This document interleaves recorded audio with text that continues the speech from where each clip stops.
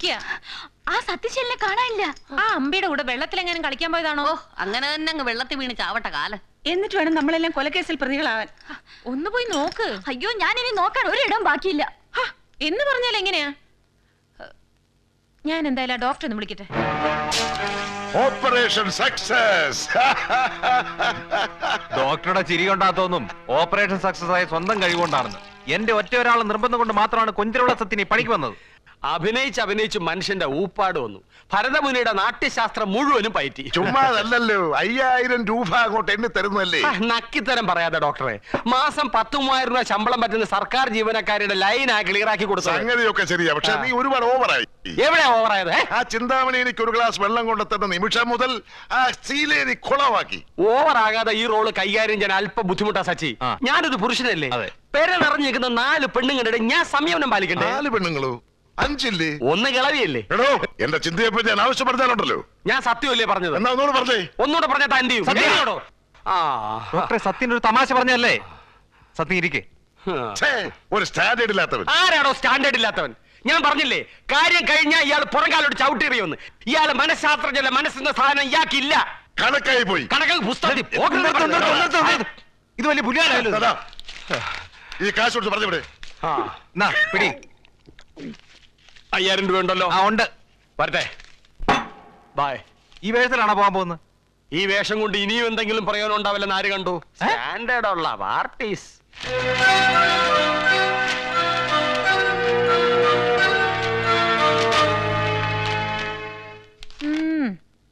കൊച്ചുവെളുപ്പംകാലത്തെ തുടങ്ങിയതാണല്ലേ ഈ വായന. എന്താ case?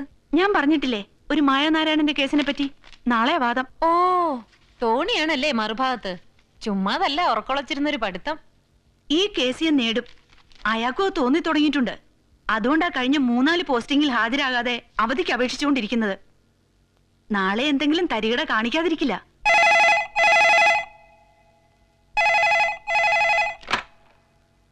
Hello.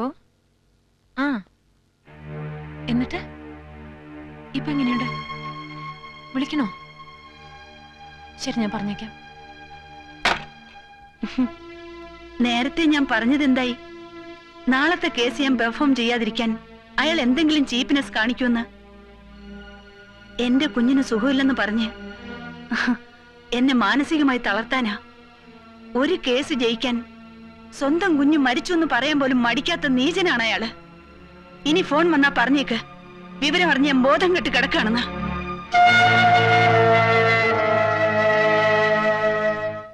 That's all, Your Honor.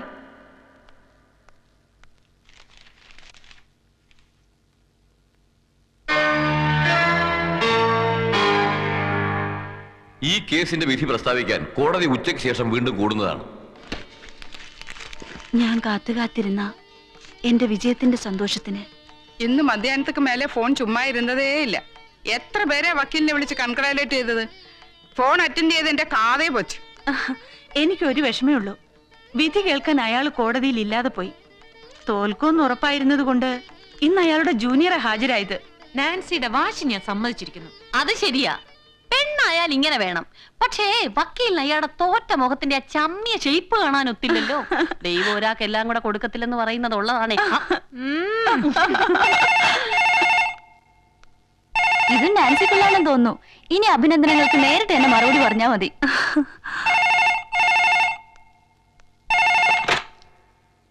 Hello, advocate Nancy Joseph here. Tonia.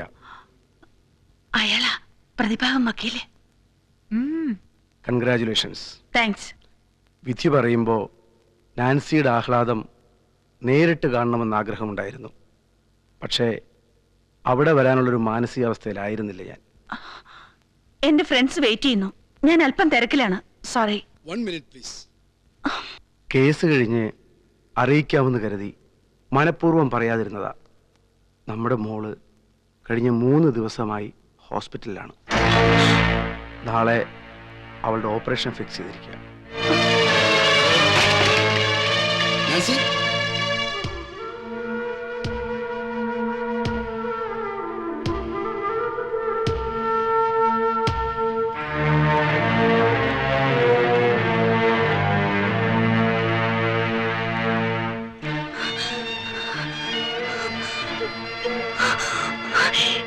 എന്റെ മോളുണ്ട്, ആരും കേറരുതെന്നാ പറഞ്ഞിരിക്കുന്നേ. എനിക്ക് എന്റെ മോളെ കാണണം. നീ സമാധാനായിട്ട് ഇരിക്കും മോളെ. ഡോക്ടർ ഒന്ന് വന്നോട്ടെ. എനിക്കിപ്പൊ തന്നെ അവളെ കാണണം.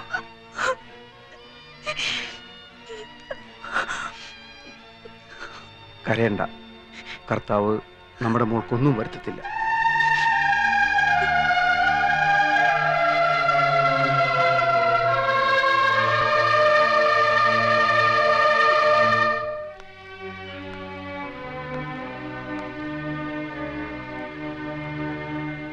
യാത്ര പറയണ്ട. ഒരമ്മയ്ക്കും സ്വന്തം കുഞ്ഞിന്റെ കാര്യത്തിൽ വാശിയും വൈരാഗ്യവും അധികം നാൾ പിടിച്ചു നിർത്താൻ കഴിയില്ലെന്ന് എനിക്കറിയാം. സമയമുള്ളപ്പോ മോളെയും കൂട്ടി വരണം.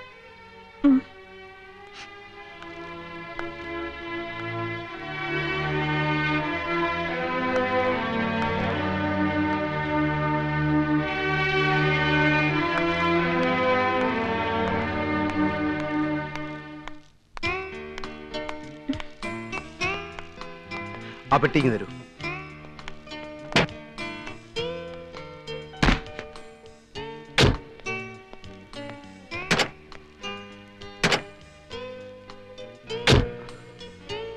പോവല്ലേ?